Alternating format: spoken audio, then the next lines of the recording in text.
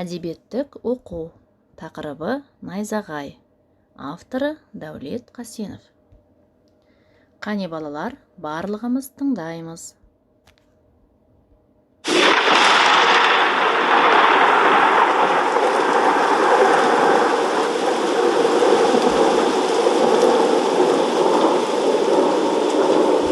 Балалар, мына дыбыстар менің дыбыстарым. Осындай дыбысты естідіңдер ме? Жақсы балалар, бұл найзағайдың дыбысы. Қане балалар, барлығымыз сұрақтарға жауап беріп отырамыз. Жылдың қай мезгілінде жаңбыр жауып, күн күркіреп, найзағай ойнайды? Жылдың қай мезгілінде осындай табиғат құбылыстары болады?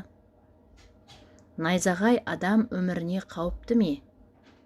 Олай болса, қандай қаупі бар екенін бүгінгі сабағымызда білетін боламыз.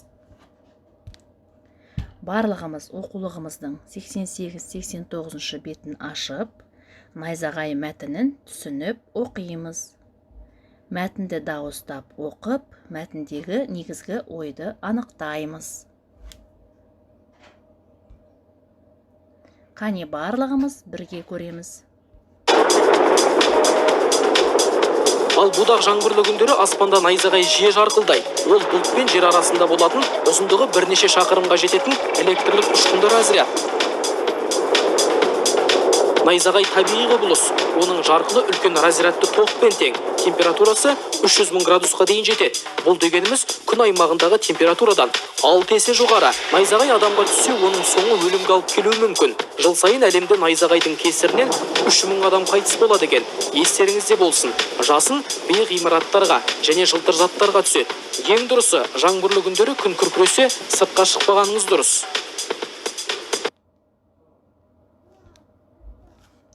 Балалар, барлығымыз есімізде сақтаймыз. Көбінесе найзағай биік ғимараттарға, ағаштарға түседі. Олардан 50-60 метр қашықтықта болғанымыз дұрыс. Саяхатқа, ұзақ сапарға, серуенге шығар болсақ, ғаламтор арқылы алдағы ауа райымен танысып алғанымыз жөн. Су өзі тоқты өте жақсы өткізеді. Найзағай басталған сәтте дереу судан шығып, жағажайдан алыстауға тырысуымыз керек. Денедегі металл бұйымдардың бәрінен арылу керек.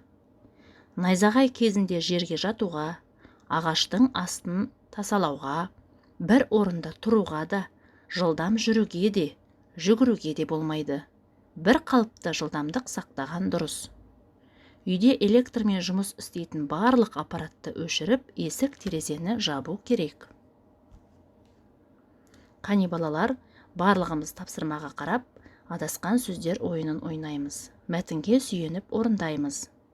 Адасқан сөздерді орнына қойып оқы. Алдымен сызықтарды дұрыс жүргізіп ал. Осы тапсырманы дәптерімізге орындаймыз. Үшінші тапсырма.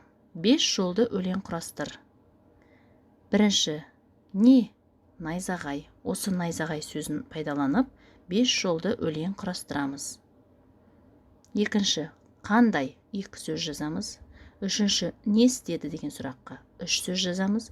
Төртінші. 4 сөзден тұратын сөйлем. Бесінші. Ұқсас сөз. 5 жолды өлеңді құрастырамыз. Қане балалар, кері байланыс жасаймыз. Көзіңмен не көрдің? Біз көзімізбен не көрдік?